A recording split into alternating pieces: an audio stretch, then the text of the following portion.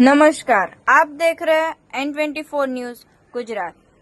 नवसारी में भारतीय पत्रकार संघ द्वारा पत्रकार सम्मान समारोह का आयोजन किया गया।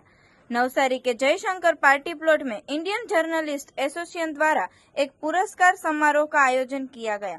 इस पुरस्कार समारोह में सूरत, भरूच, नवसारी, कर्नाटक और पूरे गुजरात के पत्रकार मौजूद रहे और पत्रकार मित्रों को शील्ड ट्रॉफी देकर सम्मानित किया गया।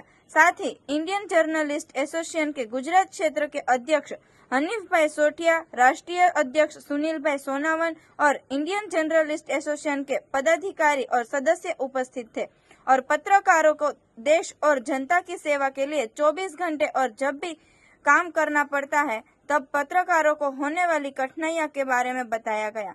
पत्रकार मित्रों के लिए एक समस्या है। पतन के समय भारतीय पत्रकार संघ की पदाधिकारियों और पत्रकार मित्रों ने एकजुट होकर पत्रकारों की मदद के लिए चर्चा की और अनुरोध है कि निकट भविष्य में बहुत बड़ी संख्या में पत्रकार भारतीय पत्रकार संघ से जुड़े।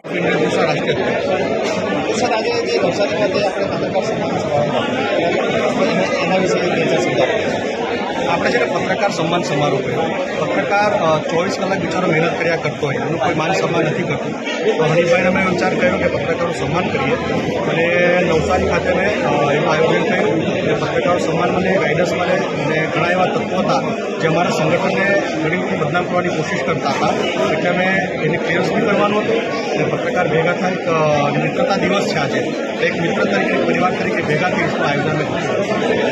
આ પત્રકાર મિટિંગની અંદર કયા કયા સ્ટેટમાંથી પત્રકારો આવ્યા છે?